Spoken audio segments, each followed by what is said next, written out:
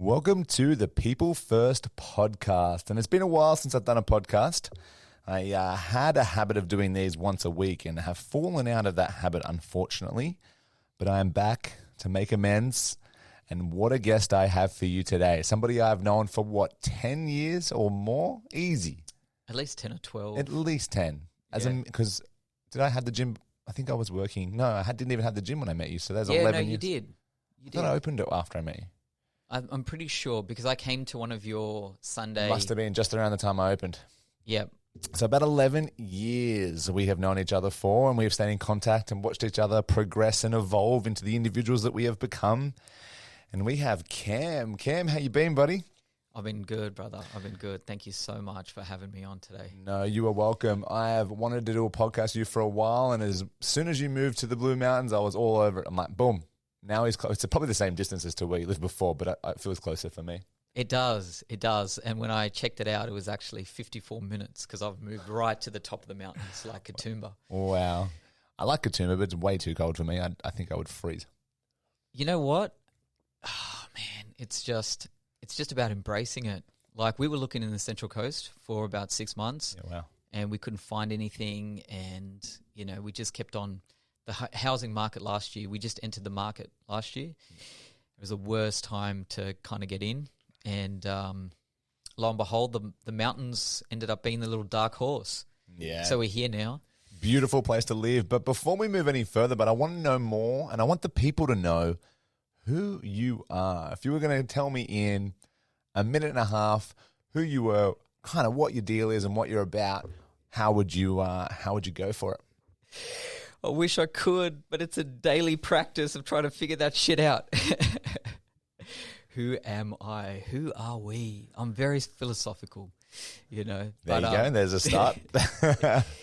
I'm deep. I started off as a personal trainer like 16 years ago. The progression for me going into personal training was a pretty colourful youth and early adulthood. Drugs, gangs, alcohol, all that kind of lifestyle. Personal training was something that really transformed my potential and my ability to wanting to help people. But over that time, one of the things that really drove me was what really gets results for people is so much more than just the training. There was this holistic approach.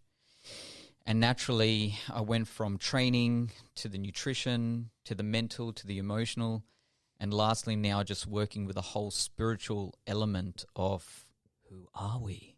Why are we the way we are? What is driving those parts of ourselves? So now I work full-time as a healer. Wow, what a journey. What an evolutionary journey. And it makes the most sense. I know as myself being in that industry of personal training into A, B, and C from their nutritionist, psychologist, so to speak. Like you dabble in all these areas because all of it's in one, right? We are a whole bunch of systems connected to make this beautiful human system, a system of systems, so to speak. And so once you start looking at the physical, you're like, well, it doesn't stop here. It goes emotional, mental, emotional, spiritual. Then there's things that have happened and trauma and healing. And then you get to that point where you're at, and sort of, did you have anything that pushed you? Like, what was your biggest drive? Like, when you went to decide, okay, I'm going to move from personal training to this, to this, this. What was it that kept nudging you in that forward direction? It's a good question, and I wish I could give you an easier, simple answer. But it's been, the last 16 years of progression, and I am someone that I do everything in extremes, right? So when I was, abusing my body with drugs and alcohol, it was extreme. And when I started personal training, then I became extreme with it. And the polarizing thing is you can push really hard in the wrong direction sometimes. And so I feel like I've gotten with this extremist point of attacking things, I can get to a kind of limitation where it's like, okay, there's more to it than just training, okay, than nutrition. So what's really driving the chemical process of a human being, right? The nervous system. And so there's been this evolutionary approach and step by step where I just keep searching for more.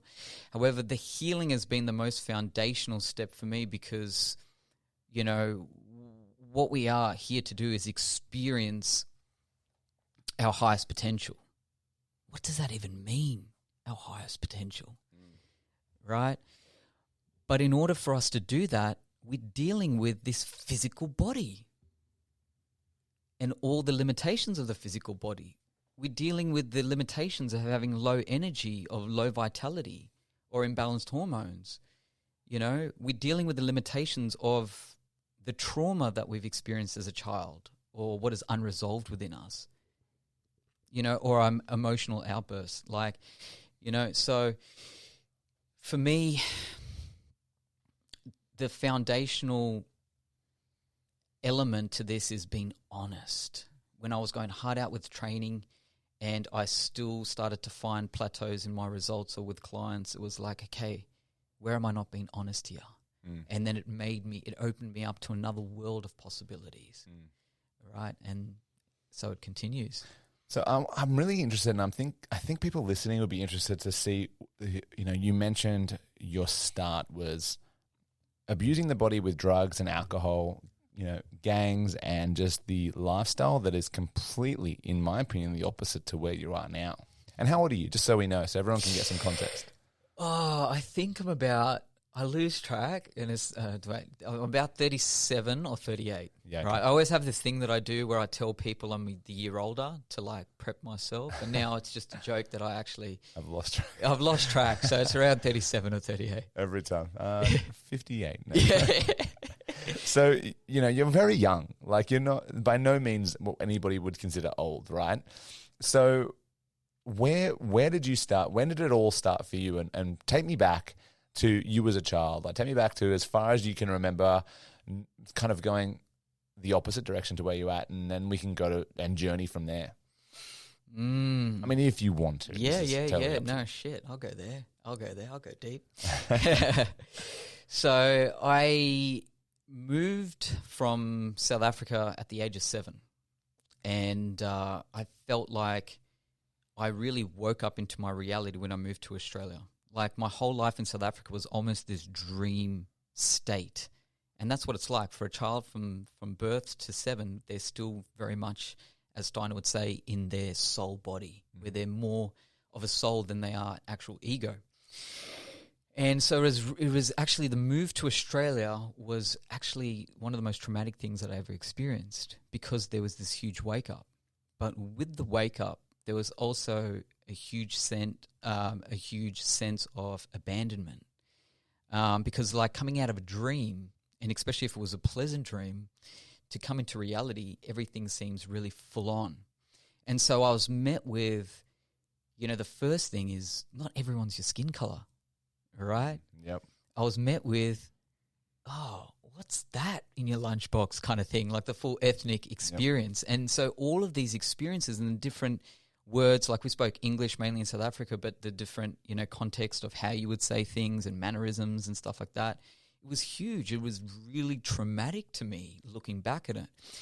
And the underlying thing that I always, you know, look back at when it comes to why I went so heavily into drugs and alcohol was this sense of abandonment.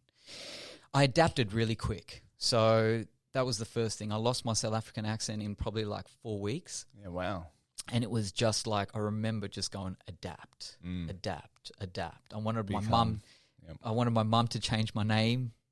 Right? I wanted like a Shane, a John, right? Pack me ham sandwiches for lunch. Like, I just wanted to fit in. Devon and tomato sauce sandwich, bud. Could have helped you out. Could have let you some of mine. Yeah, I should have. Right? I had these exquisite ethnic sandwiches. It was really interesting. But with that adaptation, I suppose what I did was I sacrificed who I was. And so much of, I did that for so long. I felt so abandoned. I felt so out of place. I felt so out of country. I felt so out of comfortability that with that, I I really lost sense of who I actually was. And deep down, obviously, shaming a big part of who I was or where I came from.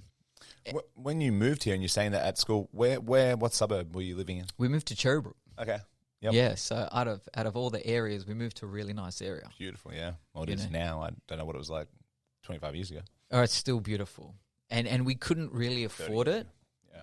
but we still, made the effort to move there. We sacrificed a lot, which my parents always reminded me about, right? Yeah.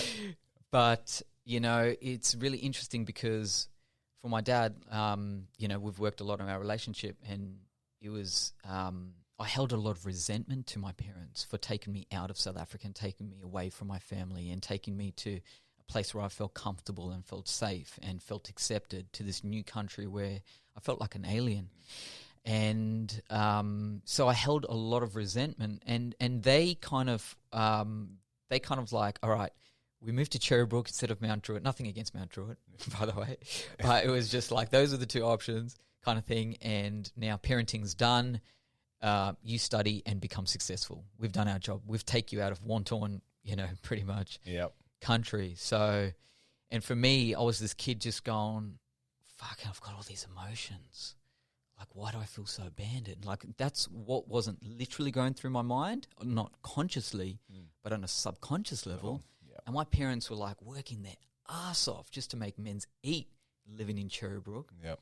Right? And they were kind of too busy to be parents, but, well, emotionally, but financially, they were ticking all the boxes. Yep. Academically, they were ticking all the boxes. Yep. But deep down, I was so hurt. I was so lost. And, eventually when you kind of reach that age, you find escapism, and you find a bunch of other people who feel the exact same way. Yep. Misery loves company. Correct. Yeah, you'll find a lot of other people that feel the same way you do. The company is there. The only way you bond is through that trauma. The trauma gets deeper and more chronic, and that sets in for like some people's whole lives. Yeah, and we can see that now. Like, we can see that trauma and how some people in COVID, and no disrespect to anyone's experience, but where some people really fell in the consciousness of being a victim of their situation. And some people really stepped into the polarizing. Yes, there were certain things many things were out of the control, but how they grew from that. Right? So this is something that is not only happening in childhood, it's continuously happening with us. Yep. It's continuously happening with us, Yep. So you were in this new land, feeling like an alien in the middle of Cherrybrook, which is easy to do. And who did you look to for comfort? So was it other teens your age, and then did they lead you down a path, or were you more of a ringleader and going, you know what, I'm going to go this way and I'm going to bring all of you with me, and this is like, I want to be a leader because you're a leader now, and so therefore I assume potentially you might have been a leader then and just not noticed it. That's interesting. I haven't really thought about that. My mum always said I was too easily influenced, I definitely feel like I was... All kids are so easily influenced. That's so, like I can influence Quinn. So, like, I use Santa as the best way. Like, Santa's watching. Oh, geez, I'll be good then. Easter's coming up. Yep. Well, Easter Bunny's watching, don't you worry. Yeah, so, look, I think I just wanted to be cool. I just comes to adapting again. Yep. And I do this thing called a high potential mapping with my clients. And it's based on your soul and what your soul is here to experience. And now that I understand that blueprint of the expression of why I've experienced life the way I have, I can easily go back and say, well, that was a huge part of that was my ego that was driving that. Because my ego, and this ego, this term, it's got a really bad perception in kind of Western conversation. And the ego is basically, it's just a perception of self. It's like if you're watching a movie, the ego would be the characteristics, how the character actually defines themselves.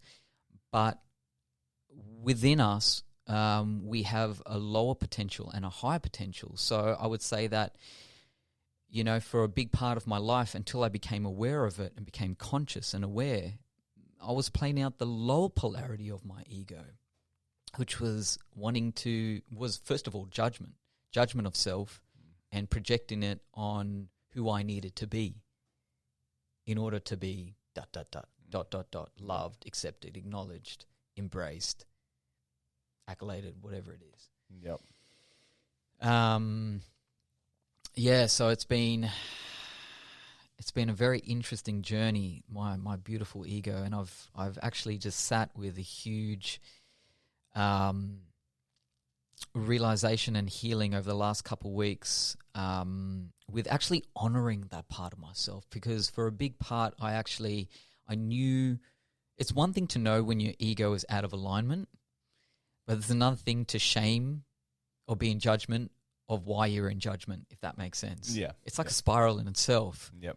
And it's like, okay, 2 weeks ago I sat in this beautiful healing retreat, and it ended up being only 5 guys, and they're all business owners and entrepreneurs similar to like you and me. And it was so many of us resonated with this part of us that was so driven, that has tried so hard, and to our own detriment sometimes, but then actually just to acknowledge that part of ourselves as well, to acknowledge that part of ourselves that is the lower potential, because how would we know what the other side was if we never met the lower potential, There's right? No contrast, yeah. Correct. Yeah. Correct.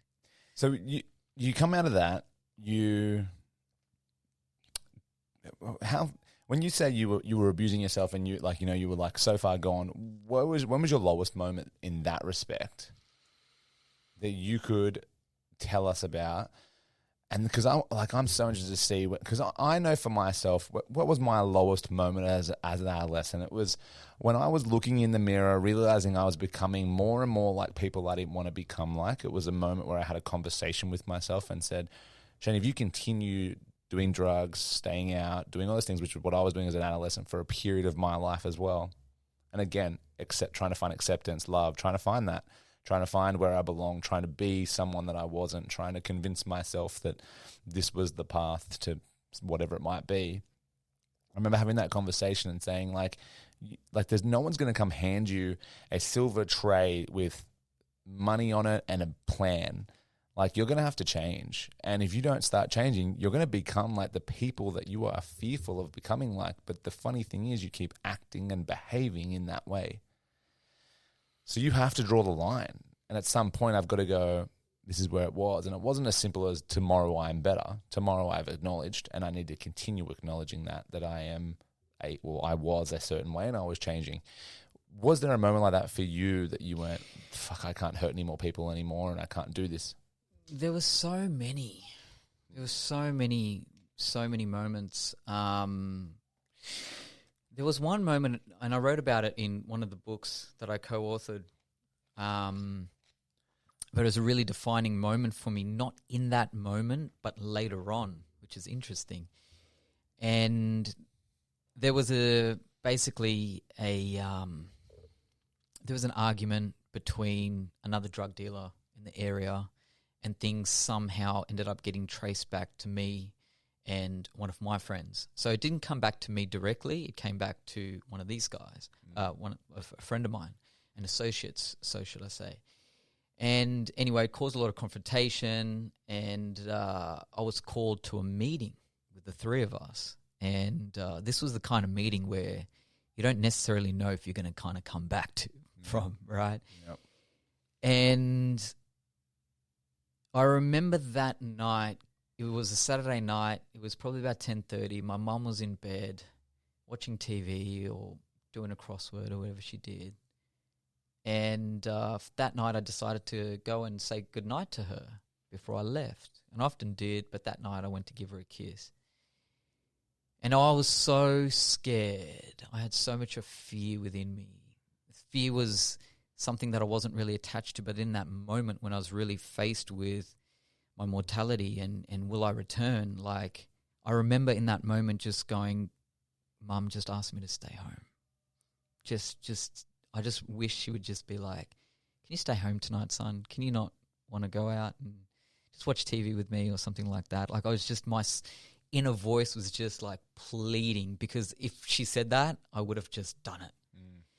And lo and behold, she didn't. So I went and I had the meeting, and it was really interesting what happened, because I was there within the meeting, and we had it at a public place, and there ended up being another confrontation with the guys and another group of men, and basically, so it started to get really heated. So I basically grabbed this guy's hand, shook his hand, and said, "All right, we're cool," because this other thing was about to blow up. And that was it. And I never heard from him again, never saw him again. And I remember kind of going back, reflecting back on it probably about 3 months or 6 months later, just going, and you still haven't stopped? What? How close do you need to be to... How close do you need to be? How much money do you need? How dumb do you have to be? Like, and you still haven't, like, what? What is gripping you? What is holding you in this? Right? And... so that was one of the key things, and I think, there was many instances where I was so close, almost got arrested, undercover cops and stuff like that, and I could go into stories, but there was a combination of stuff where I was just like, okay, this is it, no more chances, right? How many more signs do you need? And I just forced myself to move out of the area, out of the environment, stop everything, and the more I did that, the easier it was to just leave that behind, and leave the country. That helped. Yep. Getting out. Yep. So, wow, that's full on. That's a story and a half, isn't it? So we're moving from there into, you have a wife and some kids, right? Some kids, yeah. Well, more than one is very challenging for me to get my head around. How did you meet? Where did you go from there? And, who were you then as well? Like, you moved, you've come into this country, you've had this alien-like feeling, you've left that low period, you've sort of changed a little bit, and you're on the way to becoming someone and something. Tell me the story from there. Yeah, it's a really interesting one because it still unfolds from where I was. So after I came back, when I was overseas, it was the best thing that happened to me, because obviously out of the environment, out of the crowd, I had a lot of time to really reflect on my life. And that's when I did have a moment where I did kind of drop to my knees and just, I was in so much of gratitude for being spared. So many of my friends were in jail. I could have been dead. I could have been arrested. And so I remember writing a business plan. I was working as a personal trainer on a cruise ship, and Cool. So I was really motivated to come back. I came back early, and just thinking I was going to be this reformed person, and turns out that people were still looking for me.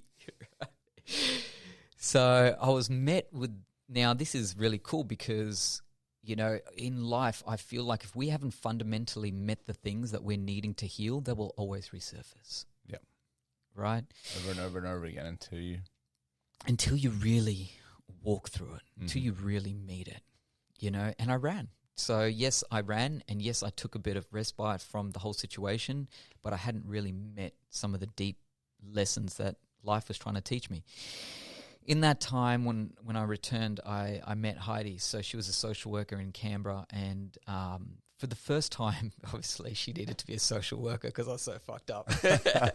She's the first time, like I always say, I felt so comfortable with her because she's the first time I ever felt like I was not judged. Yeah.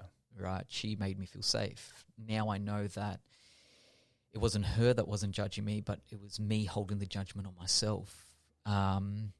So I fell in love with her instantly. It was she was actually my best friend's cousin. I saw her at Christmas and kind of stalked her on Facebook. And thanks for Facebook. Yeah. The easiest way to talk to girls. That's right. And we just kicked it off, and we actually I would dare say we had more of a best friend relationship, this intimate side, and that's what has really brought us together at the worst of times. And we started to find that we both had this similar passion for service. She was coming from that church background and social worker and really wanting to be of service to people. And I'd come from this background of taking, and it's all about me and my ego. and I felt the need to want to give back. And that's when we kind of met you, and we met Aaron, which is a beautiful experience because we got introduced to this whole holistic method of actually working with yourself and working with your clients. There was so much of self-care and so much self-responsibility with that. And at that time, she fell pregnant with our firstborn, Marley.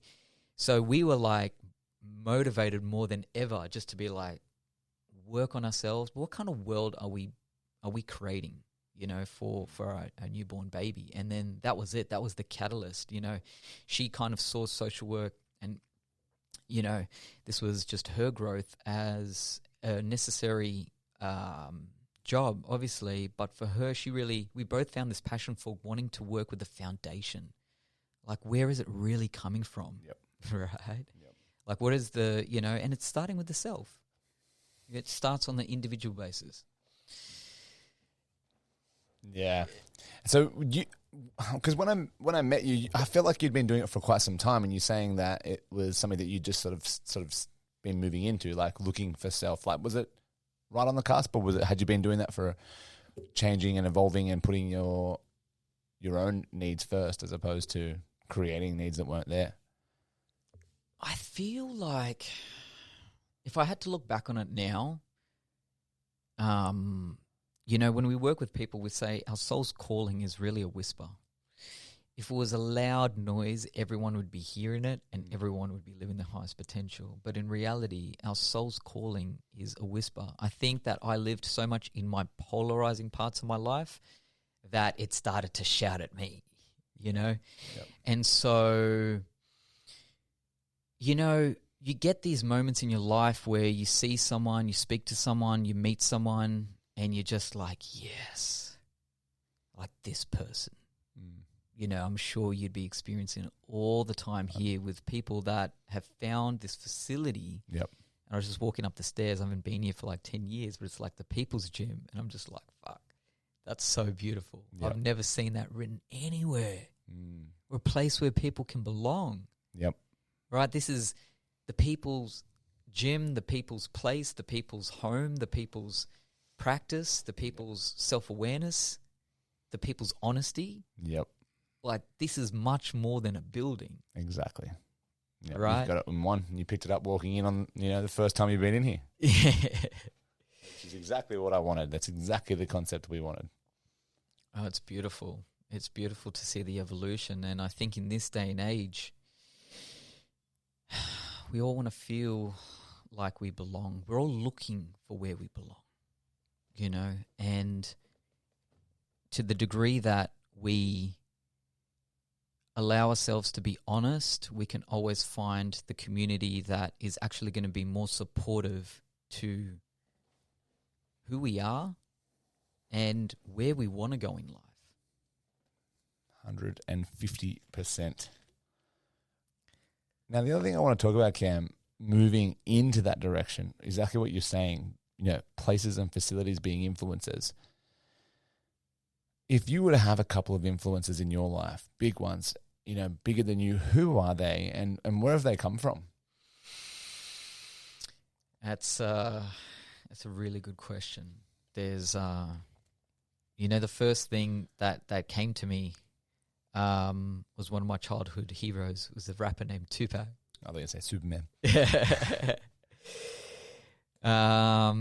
In my darkest times when I was extremely suicidal, there was a quote that I just kept on saying like a mantra. And it was, a coward dies 1,000 deaths, a soldier dies but once. Wow. And I held on with every fiber of my being to that quote because I'd cried so many tears. My pillow had seen so many tears. Like a 15, 16-year-old boy, just experiencing so much pain. And it's so interesting that someone you've never met, but through their art, through their music, through their frequency, just their actual energy, it just gave me such a strong anchor to hold on to. And so he's got such a special place in my life. And yes, there's many controversial things about that man, but I'm actually my next tattoo. I'm getting a portrait, just in sort of appreciation of that.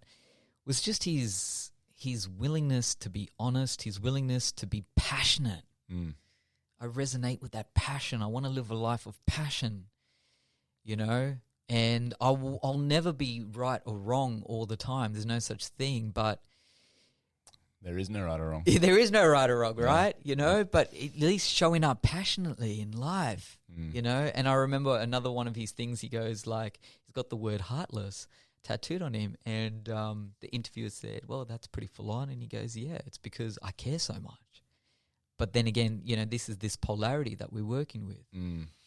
So he played a huge role in my life. My dad, I've done so much of healing in my relationship with my dad. My dad, hands down, was the most, my relationship with my dad for most of my life was the most traumatic thing that I experienced. And by all means, this is nothing to say about him as a person. This is everything to do with me and how I experienced my dad. And that's been my biggest healing journey. And in particular, just the polarity of what he's not and what I thought he would be, or what I think a dad should be. And your expectations of... My fucking expectations that I create. That I, you know, based on what? Giving him all your power as opposed to having and owning your own power. Right. So, you know, and it's interesting that, you know, this is why I advocate what I do. This is what healing is. It's about meeting these parts of yourself where you go, well, that person's separate, and this is why I am the way I am, because that person hurt me, because they were this way, right? Where, you know, now we just fucking bought a house together. Yeah. Like now we can be in the same room. You know, I can't remember the last time we've actually gotten to an argument, where prior to that, for 90% of our our relationship together, it hasn't been talking. It's been grunting, and it's always ended up in some kind of confrontation. And how much of that healing did he have to go through with you as his son? Because I believe as parents, sometimes we have these expectations our kids will be a certain way as well. Has he gone through the same journey that you've gone through in reverse? In his own way. So I definitely, obviously, the beautiful thing about this work that we do as coaches is we get every day to be witness at the divine mirrors that our clients are for the shit that we're not seeing within ourselves. You know, so when they're having conversations about their parents, when they're having frustrations, angers, resentment, all that kind of stuff. That's just you having a conversation with yourself. Like you're hearing that and going, hold on, this is a lot to do with the conversations I need to be having. Well, it comes back to that resonance that you're talking about. You know, when you're young and you find everyone else that's resonating, and this is the importance of that culture that you're creating, right? The culture in the family, the culture at work, the culture in our gyms. Like, do we want to be empowering each other, or do we want to be assisting and empowering our victimization, right? So, you know, he is a awesome accountant, but he works really holistically, so it's kind of weird, right? And he's got these really personal relationships with his clients. And it's really beautiful when I see how much care he has. Like, he genuinely cares about his clients. And through that care, so much of what he addresses is problems around family and money. And I think the humility part of him in his healing is, over time, he's coming to the realization when he's talking about these things, his clients are mirroring to him what is unresolved. And even though I've been the one that's done the actual healing and the actual meditation and the actual ceremonial work and whatever, the therapies that has needed, he's done his healing in his own way. And so what we now, our relationship is about two men that are like, each time we meet, we're lowering down our sword and our shield just a little bit more. So yeah, it's a very interesting journey for where it is to where it is. It's good that he can be now that influence that you maybe didn't have, or now that you guys can be influencing each other in a positive light as opposed to the grunts and the murmurs and the argumentative behavior that only would create more of, because that's what you guys were attracting when you were communicating. So having that now as the opposite, and you are an influence and he's an influence, and you can now bond and connect on that level, is huge. Something that not everyone gets the opportunity to have with their family, especially their dad or their mom, both people. Because that's why I asked about your dad, because it's all good and well for the individual, or one individual, to go through a process and of enlightenment about that stuff and understand. But the other person can really not want to do that either, not want to do their work, not want to do the work that they need to do. But your dad does that through his own mechanisms. Well, that's a really interesting topic, and I really want to go deeper into that, because so much of what we find with a lot of our clients is husband and wife, for instance. So wife will really feel the call for healing, and she'll come in and she really starts to heal big parts of herself and big parts of her story and big parts of her own victim sabotage, archetypes that are really holding her down.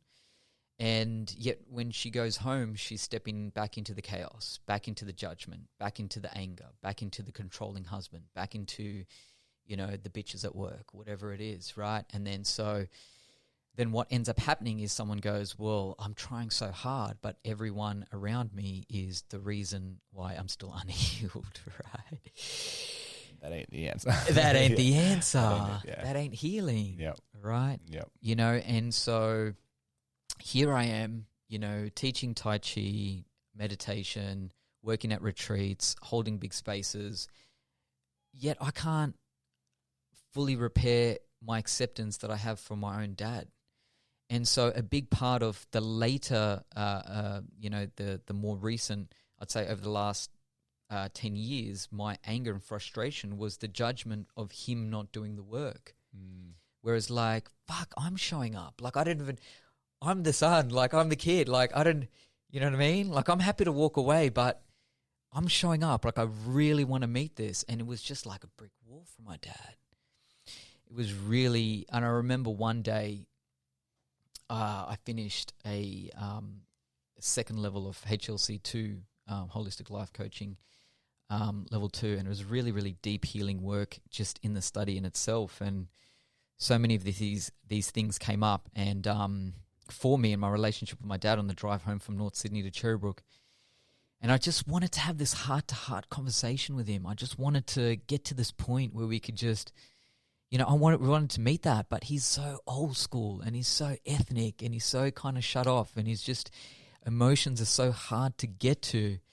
And I actually said to him, I was like, look, can we catch up during the week? Because I want to chat to you about something. And I was like, I'm not in a good way. And he's like, whoa, I had no idea. And I was like, no. And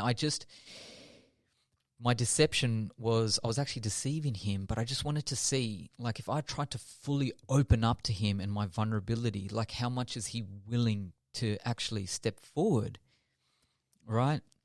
And I got triggered based on my perception of how I thought he should react. Son, come on, exactly. Yeah. And we ended up getting into a big fight. And then the next morning, he just pretended like nothing was wrong. He wanted to help me with my car. Ended up going outside and go, this is the fucking problem, is that we don't actually talk. We never get to this point. But it wasn't about really us talking. It was about me feeling unheard, feeling unheard by him. But in reality, it's my own perception of not meeting myself and not feeling heard within myself. And these parts of me that have been hurt in so many different stories and instances within my within our relationship, it was about me taking those parts and loving those parts again and finding acceptance and putting down the sword that I created, and then I lifted up, So it made me realize the depths of healing. The thing is, it's choice. That's what it really comes down to. And every day, we have to, really tune in and be honest with what we want to choose. What's our level of choice right now? Because some days it's hard. Some days it's really hard. Some days it's easy just to go, you know what? Here's my dad, but I don't have to see him again. That's cool. Like, I'm done with that. I'm done with trying. Right? But when I look at my little boy and I think, and I love him so much, when I hold him, when he was a baby, he's still a baby. He's the youngest of 3. He's 5. And he's just absolute perfection to me. And I realized my dad would have held me like that. Like, he would have done that. You know, and how can, you know, it gave me this, it presented me with the choice of, do you actually want to heal this? And so the most important thing in that process of healing in our relationships is understanding that, you know, it's going to take a shitload of balls to show up and keep choosing. And some days you want to say no, and that's okay. But as Paul Chek, one of our other great mentors, always says, you know, if the dream is big enough, you know, your problems will seem small. You know, if the dream, if the reasoning behind you wanting to move past the trauma is big enough, you'll find a reason to move through it. Is there ever a time that you believe that trauma shouldn't be dealt with? You should leave it where it lies. There was a reason. There was a good reason for that. And I ask this question because while you're talking, having our own moment, I stopped talking to my mum and dad. Specifically because I couldn't show up anymore and be hurt. I was being hurt a lot. But a lot of the stuff you said to me, I do constantly think of when I hold my little girl. I'm sure there was a moment that my mum held me, that, you know, my dad held me, and had not what we grew to have when I was 15. But then I think when those people are refusing or affected by things that alter who they are, like drugs, so heavily drug addicted, drug dependent individuals, would there be a time where you're just like, you know what, sometimes that trauma needs to stay where it is and you can leave it there and have a life that's still fulfilling, still all of the things that you need it to be, but without people in your life that your only real connection might have been the birth and first 10 years of development, so to speak. Do you know what I'm saying? Do you know where I'm going with that? Yeah, that was that. When I was thinking, I'm not hearing all that, I'm thinking, yeah, that makes so much sense. I totally agree. Is my life better for not dealing with that trauma, or would my life be better with it, or is there no better? There just is. Gets deep, doesn't it? It does. And then I think it does, because it's a question I faced. I've honestly had some resistance since turning 30, and I'm 35. And the thoughts are, Shane, if these people die and you find that out, does this affect you? Does it not? If these people never heal themselves enough to get out of that drug-based cloud of life and reality, are you supposed to try and have some sort of a lure for them to, like, do you know what I mean? Like, I feel like if they never changed for the last almost 20 years or 15 years, what's that, 15, 30, yeah, 20 years. If your children walked away from you and because of something like a drug addiction, say from tomorrow you started to become dependent on drugs, and then your kids went, I can't be around that anymore, I need to leave, and you never changed, you never took a step and said, I'm going to stop taking drugs because my love for you, my dream is big enough, therefore there is no problem big enough like a drug addiction, I can get over it, I can overcome it. If you don't do that work, if you don't do that, how do you expect your kids to respond to that as well? Do you see what I'm saying with that? Yeah, I mean, it is a tough one. It's a predicament, isn't it, for both parties? I mean, the most important thing to realize is that what we are creating in every single moment is our karma. Now, our karma is not what I do good, I get good, what I do bad, I get bad. That is a very bastardized, westernized version of karma. Karma is basically cause and effect. It's every action has a reaction. In every single moment, I am the master of my creation in either action or reaction. And what we are given is the free will to express our choices within every moment.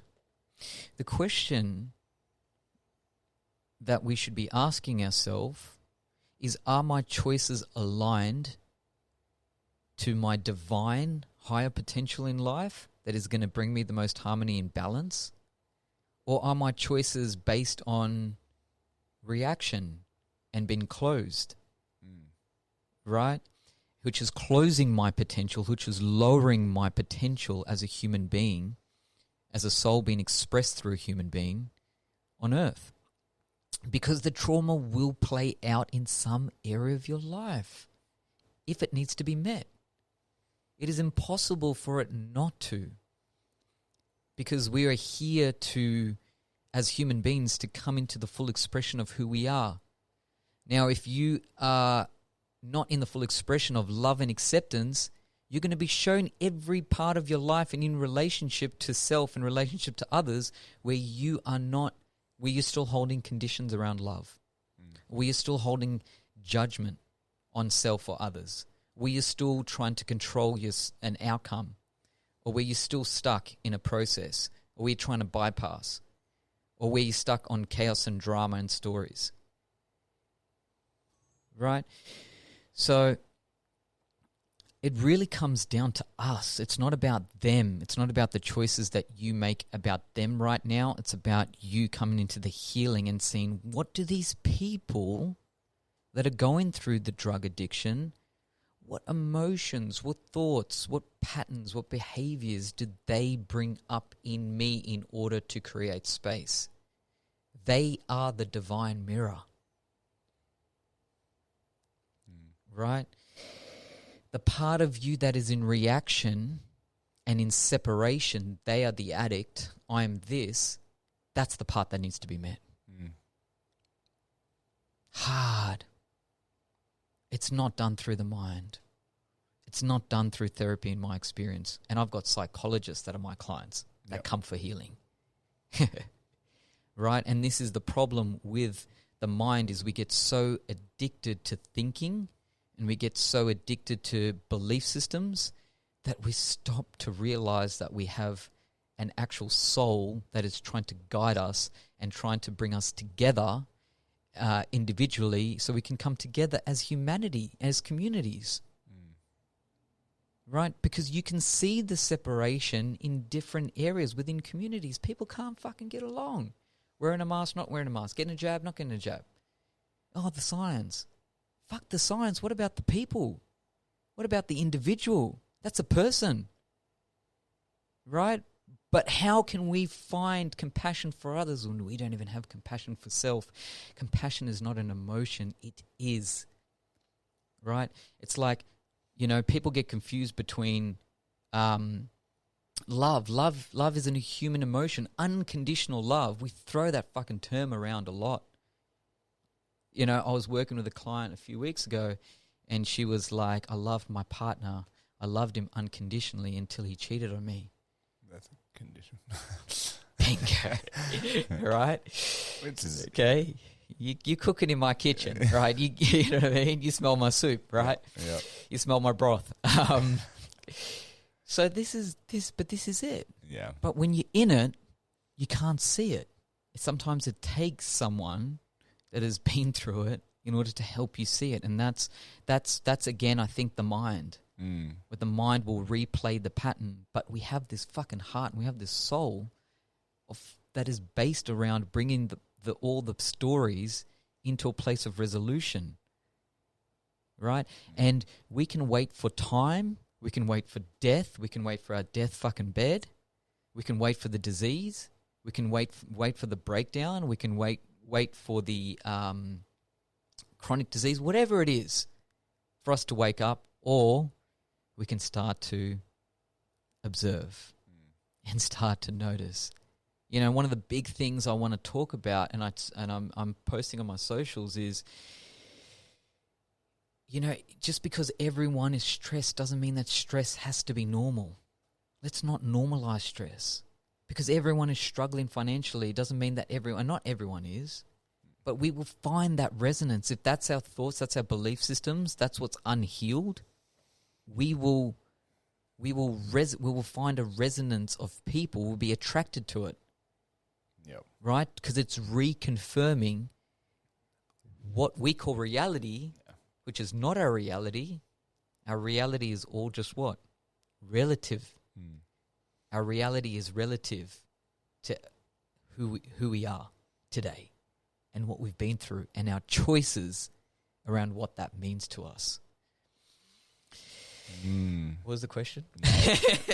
Like, did well, man. Like, it's, and that's a thing. I mean, that's not a hourly thing, you know. That is repetition. That is practice. That is all that stuff. Like, it doesn't just come. Unfortunately, it doesn't seem to come absolutely naturally at first. You know what I mean? The way that you view it, the way that you see it. You did say something that resonated with me, where it's, I see them as the addicts, and I see myself as not. Like, that was like, fuck yeah, like that's, and I shouldn't do, like, do you know what I mean? Like, that shouldn't be something that I do automatically, and that already puts the barrier up, and that is already the guard, the sword that you were saying that you carried for your dad in front of you, and then you had to lower that. I mean, I know I can lower that sword and say, okay, they're not addicts, they're people. Yeah, they're people. And their experiences and that stuff led them to find drug addiction and lose a lot in their life and sacrifice a lot. And then, but it's just such this practice backwards and forth. And then this happened. And then, you know, so sometimes it's really hard to find what direction. It feels like you're walking through a black cave and slowly things will light up. Oh shit, I see this now. Like, I can now look back and it's all lit up behind me and I'm moving into this direction. I can see, okay, I'm on the right path. I'm moving, I'm finding my way through. And just these simple little terms, these simple conversations make a big difference. Whether or not I'm ready to deal with the trauma, neglect, and emotional abandonment that I feel that I may have experienced and had and whatnot. And yes, it is real. It did happen. Where I'll go from there is that's the next part of the black cave. Do you know what I mean? Yeah, definitely. I read a quote, you know, not too long ago, and it was the cave you fear the most holds the treasure you seek. And it was so interesting because I had a couple clients actually contact me and screenshot it because I reposted it. Because it's been resonating a lot, right? It's that whole fear thing. What are we really fearing? You know, you're fearing to meet the part of yourself that hasn't met and resolved the addict. And the part of you that you still hold in separation within yourself. Well, this was Shane then, and this is Shane now. This is Cam then. I fucking lost hours of sleep. The transition to go from drug dealer, like, you know, people used to come up to me and say, "Oh, you gave me my first pill," like just shit not to be proud of. Yep. To like 3 years later, like co-authoring 4 books and traveling around Australia, speaking on stages. There was a period there where I felt like the biggest fucking fraud, right? And my psyche was struggling to deal with my friends on Facebook and of my past, and you know, and then the kind of conversations I was having, you know, with people. And one of the concepts that we work with, we're talking about unconditional love, and to come into a place of unconditional love for ourselves and for others. But first of all, with ourselves and with whatever you're going through. Like for you, for instance, in this story and for all the trauma, you know, there's 3 stages of unconditional love. The first stage is to honor, and that's part of acknowledge. So just acknowledging that there's this part of you. Just acknowledging that this is what's been brought up in you. This is what's present. You know, if you can acknowledge that, sometimes it's the first stage of healing. Step 2, after acknowledging, is coming into the place of acceptance, right? Which is a hard place, but with the work and the choice and meeting these parts of you and meeting the many layers of acknowledging, then you can come to a place of accepting. And finally, the last step, which is the hardest step or the most challenging step, is actually coming to the place of embracing this part of you, this past of you, this person that used to deal, cheat, hurt, take, judge. You know what I mean? Like last year for me, I realized I'd done a lot of acknowledging. I've done a lot of accepting of myself, but can I love Cam, the same Cam in that nightclub as the same person at the health retreat where someone's going, "You're saving my life," right? That's the same person. Yeah. Right? If I'm still holding judgment, I'm still holding separation.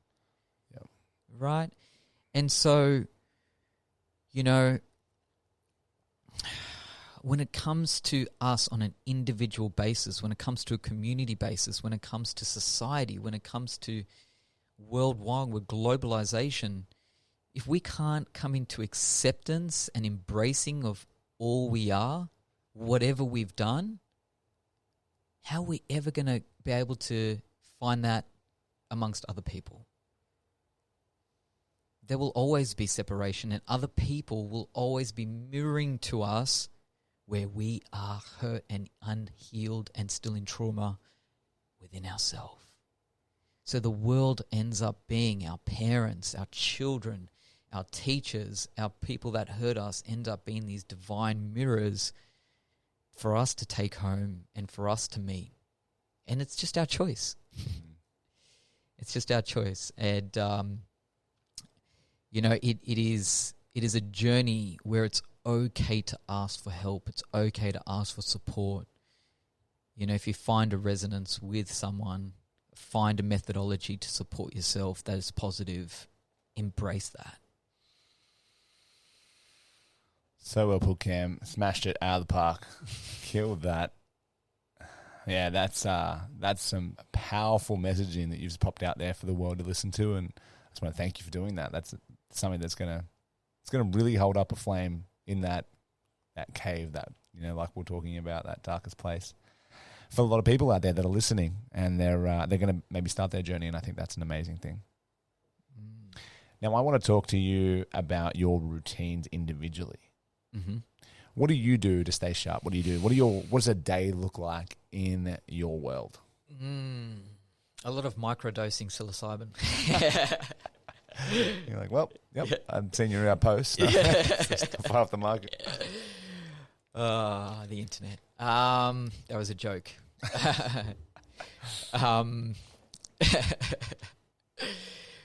Yeah, that's interesting. I find myself coming into the mastery, and I dare say that with a shitload of pain that I've been through of self-care. I've been doing this now for the last 17 years. And yeah, so I'm in the process of developing like a 90-minute routine for my clients, and something that has come to me that I would like to share with the world. And there's kind of 5, watch me get this wrong now, but there's about 5 principles. And they include cold water therapy, meditation or deep breathing or breath work, conscious creating, which is kind of like manifesting. So it's kind of like dreaming. Yep. Right?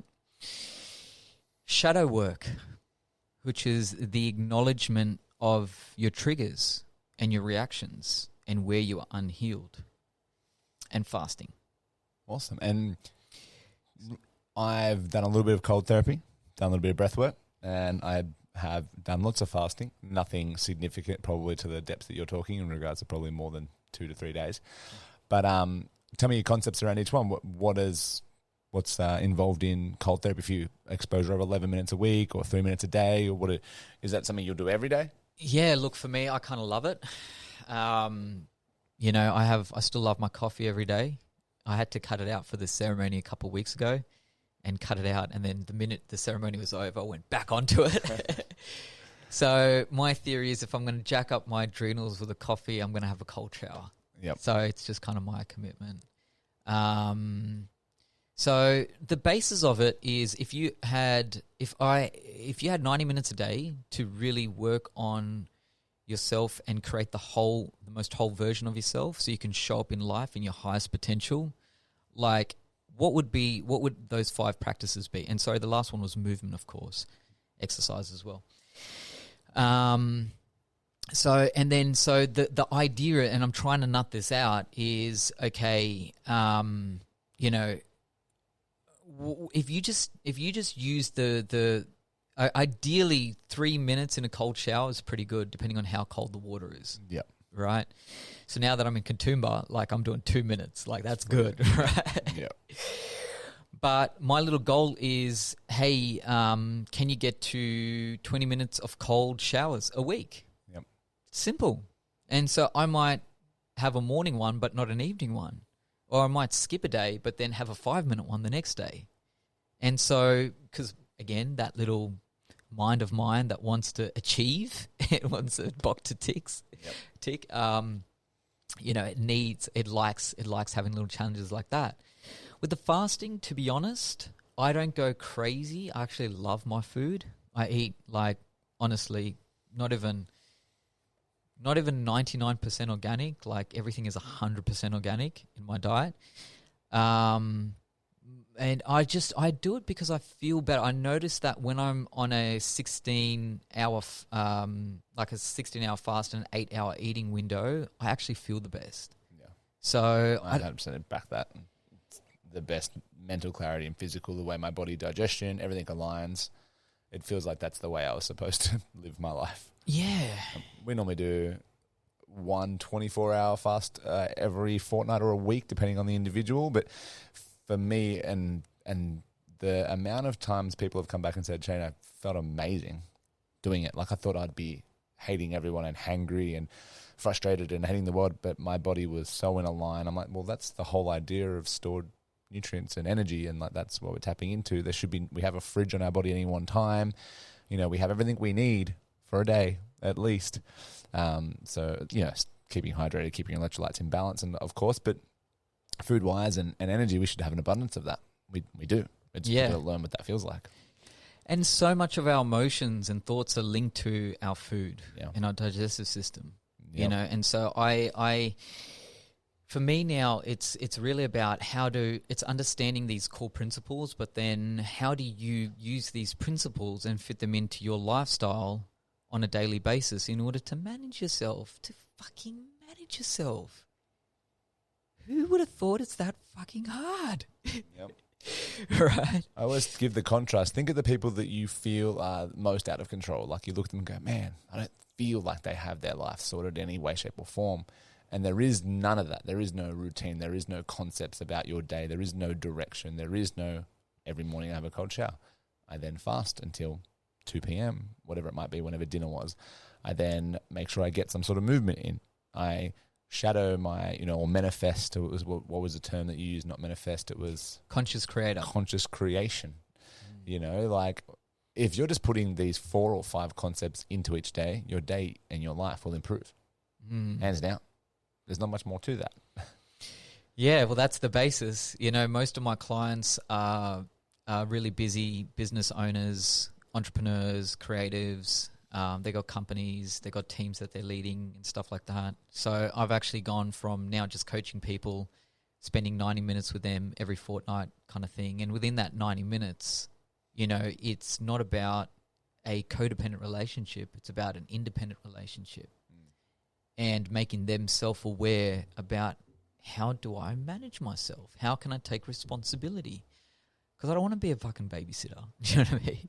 Yep. I'm not in that industry. Well, the problem with that is the day that they feel that you haven't babysat them is the day that you become the opposite person to who they were looking up to. You become someone they're now pushing off a pedestal. And that's a problem. When you're their babysitter, they look up to you like you're someone who is higher and almighty and has all the answers, because you're leading, you're babysitting, you're not creating something.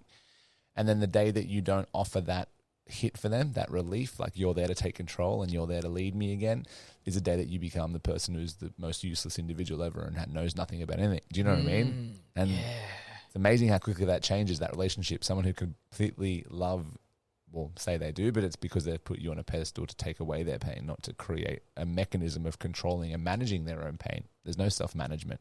They haven't been taught self-management. And so the fact that you say that makes the most sense. And something I try and teach my clients. It's very difficult to do for some people because their whole lives, that's the way they've lived. And now you're kind of holding a mirror to them, like we've been talking about. You are the mirror to them, and then rather than go like, I'm going to babysit you through these emotions and what to do and what not to do, I'm going to teach you how to do it yourself. So it's a lot of work involved, and they don't want to do that. They can become the opposite, right? I'm sure you've experienced it. Yeah. And now you've said that so kind of quickly, but that's so profound because I think humanity, we are all in like codependent on something in our life to our own detriment. I think it would be very kind of boring and somewhat cold and potential, to be quite sociopathic if we weren't human and we didn't have these emotions and we didn't fucking feel like we're actually dependent on things sometimes, because with that codependence, it allows us to also find our independence. For instance, the love of our children. The love of our children, we can be really codependent on that in order to be a provider.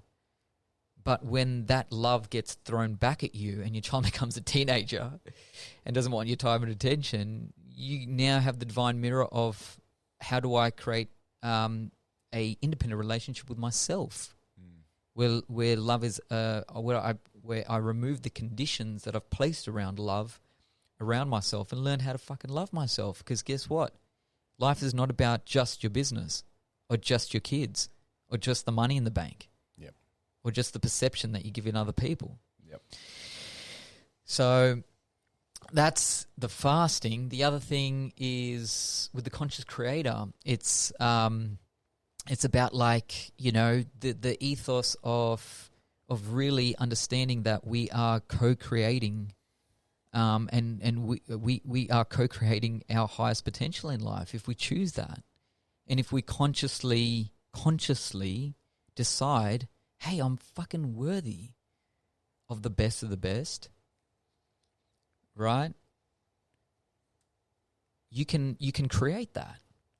Now, the beautiful part to that is also realizing, okay, I can believe that I'm worthy of the best, but I can let go of the attachment to it. Yeah. That's work. That's the power. That's the work. So, and I did this thing called, your perfect day, where you write down exactly what your perfect day would look like, right? And love it. Like, because of it, I bought my first house, like living, I'd say 100% my best life. But what I realized with that as well is, you don't really also set yourself up for the realization of all the shit that can go wrong. And one of the things that came to me recently in this deep healing that I did a couple weeks ago is now you need to write your imperfect day. And you need to read it straight away as well and hold them both and know that, okay, I'm worthy of one, but I'm okay and I can be in acceptance if everything goes completely pear-shaped. Yep. Right? Rather than reactive. Correct. Yep. Like that's it. Like, okay, it's easy to know what you want, but can you sit in the storm? Yep. Can you sit in the eye of the storm when everything's gone completely pear-shaped? Because it will end, and the perfect day will arise again. The sun will bloom. It'll rise again, and then that day eventuates. Yeah. But if you have a massive breakdown on the imperfect day, you're not ready for the next day, and you're already disheveled and a wreck from not dwelling and not helping yourself in that storm, and now you're not open to the potential of the perfect day because you were so closed from it just going outside of that, Yes. And that's something I've done in the last couple of months is gone, fuck, Monday, I just getting angry. I always feel like I'm wasting time and spinning my wheels. And it was something that I had to go, Shane, you're not. You're living your life. You're living your day, and there is no other way this day should have happened. This is the way the day. So stop having a connection to the fact that it didn't go the way you wanted it to, and know that this day could never have happened any other way because it didn't. And that was like, fuck, boom, 100%. Like, yeah, I wanted to do a podcast. And like when we keep rescheduling, I'm like, that's cool. Like, no issue. Like, it's fine. It didn't. That's if I get angry, like, oh, fucking blah blah blah. But it's like, it could never have happened any other way. This is the way it was meant to happen. And look at the content we create from that because this is the way it should have happened. Yeah. It didn't happen any other way. And that was really empowering for me too. Well, we can either be in resistance to it, or we can be in acceptance. Yep. And you've been, your pain and your frustration has been playing out the resistance to that. But how long did that serve you? How long did that go on before you realized that thought process wasn't serving you, right? Exactly. You know, so this is the work that you're doing and you're a stand for. It happens, and it just opens up. And like I said, there's that flame further down the cave. You're like, oh, hell, here we go. This is what I used to do. This is what I'll do now, and learning what to deal with and what not to. I love it. Now, the routines sound awesome, and I love every single concept of fasting, the manifestation or the creation. Yeah. If you were to give and I'd like to move forward with the books that you read. What are you reading? If you were to gift somebody a book and say every person that had a birthday or some sort of celebratory event, you were to give them a book as a present, let's say, is there any that you would give out, or is there a podcast you would send them, or a CD or something you would buy them? I don't think those exist anymore. What would it be for you? That's a good question.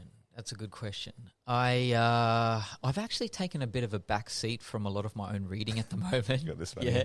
You're like, yeah. Wow, that's close by. Yeah. It's like a badge of honor. Everyone's got one. Yeah. I've still How got to that. eat, move, and be healthy on the desk.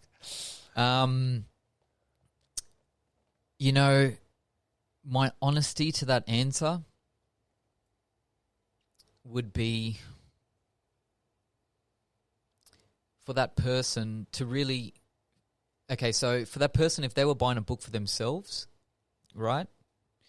Not so much if you're gifting, but what book is going to be the most satisfying for you and for the growth of your life? Is that a book about dancing? Is that a book about boxing? Is that a book about crochet? Is that a book about, we just need to connect to what we love in life. Right? The motivation and the discipline and the mental, that's all byproducts of doing what we love. If all of humanity could just start to be honest on an individual basis with, I actually love theatre. I love tap dancing. I love fishing. I love whatever it is, and immerse ourselves in that to the point where how can I make something of it, or how can I expand on it? You will find that is the dream that then flows on into, how do I look after myself? How do I sustain that? So many of our clients that, are past the age of, 50 or semi-retiring, they're at the point where they just want to look after themselves now. So their dream, and they're the best kind of clients that I love working with sometimes, because it's not about the ego of smashing out the workout. They just want to survive. They just want to pick up their grandkids. They just want to, retire, go on that holiday and be able to walk all over Europe and not have knee pain. Yep. Right? I don't have a one book answer to that. I'm really sorry. But No. I feel like, my answer to that is just, if you're buying it for the person, just encourage them to do what they love. Buy something that really explores the depth of why they love something, so they can take that relationship so much further. It's a good answer, because you get caught up in people giving you books that really have no resonance to you, and you think, well, I'll read it out of courteous, to be courteous to the individual that gifted it to me. And it's like as if you never read it within a day or two. What was the point? Because I don't remember a thing, because none of it resonated with me. It was a gift of something. But yeah, you're 100% right. If you can tap into the individual, you'll be able to do that anyway, and be able to give them. I mean, if you're listening to them every day and you're connecting with them, you'll know. You'll know what to give them. Now, I want to move forward then with gadgets. Any gadgets that you're a fan of? I've got a desk full of gadgets here. I'm a fan of everything: podcast and microphone and camera. Even though I've had trouble with this one nonstop since we started recording, so that'll be fun. But I've had this one cut in and out, so we'll be able to swap and change. But what do you got? Man, I've still got an iPhone 7. I really need to upgrade my phone. I'm the most untechy. If it works, it works. This makes your content creation stuff easier. And I think if you can make your life easier in any way, then you should. And so when I'm producing content every day, just to have the ability for things to run smoothly and fast, although the irony is that this one actually caused me a headache over here, this camera. But I think that's important. Yeah, I think it's cool. Yeah, no, look, definitely. I like the things, but I'm so, my brain is just not a technical... Yeah. gadgety person. So we moved to the new house. I want to get a really nice TV, and so we can enjoy our movies with the kids or whatever it is. But I'm just going to have no idea what's going to be involved with the setup, or I've got a camera that I basically got for Christmas and used it for 1 year, and it's now still collecting dust anywhere. I've been really from a training perspective, I've been really getting back into my stability training. So I've been using the body blades. Yep. Have you used them? Yeah, I have. Yep. So I'm loving them, and just some basic band stuff. Yeah, it's amazing. Everyone thinks the more technical the movement, the more advanced. I'm like, just a little bit of stability work and some repetitions is all the body really craves and all it needs. And then from that we can go, of course, heavy clean and jerk and snatch. But without that other stuff, the snatches and clean and jerks are impossible. Yeah. So stability work is great. Yeah, I've actually really enjoyed the body blades. I use the hammers as well. They call like a Thor type hammer, but long handles, heavy ends, kind of like a really exaggerated kettlebell.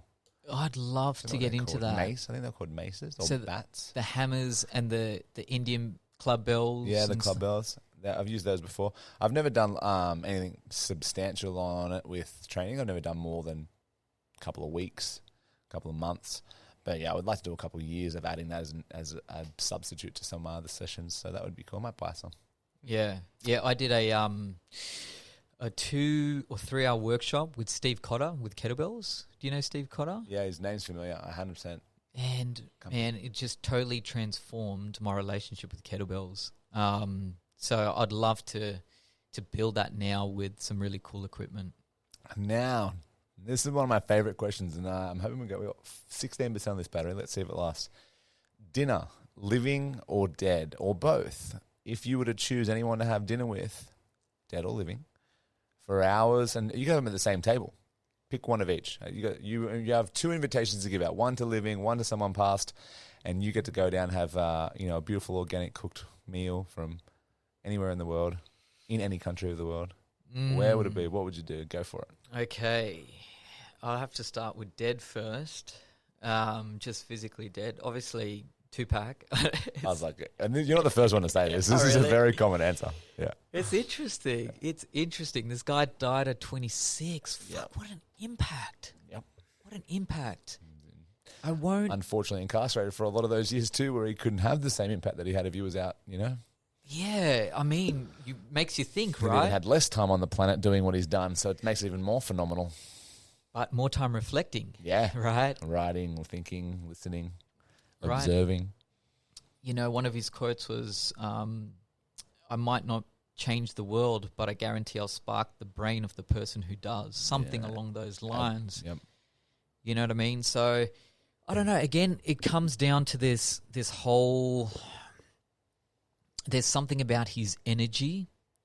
There's something about his balls, like his strength, his passion, his heart. There is a certain energy about his creativity. He was, and everyone that becomes the best at what they do, they're in a place of mastery. But there was also such a huge humility with that as well. So just to be in his presence would be absolutely phenomenal. That's who's dead. Living.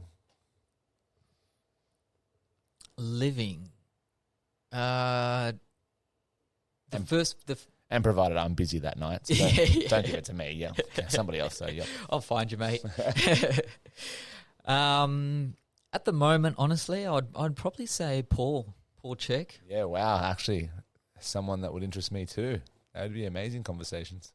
Yeah. So he has played such a huge role in my life. His teachings, his philosophy, his wisdom.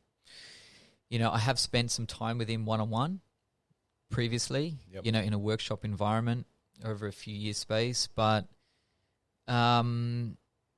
there's certain people that when you are within their field and within their energy, there is something so honest and so humble, and they can bring so much enlightenment into your life. And I really resonate with Paul from that perspective. There's a deep honesty, vulnerability, and wisdom, kind of like an elder.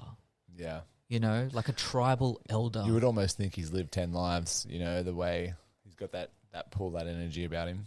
Hundreds and millions of lives. Exactly. He's lived hundreds and millions of lives. He's a wise, wise man. So, yeah, just to be in his presence. I love it. And that would be, what would you eat? What was what would you be your main meal?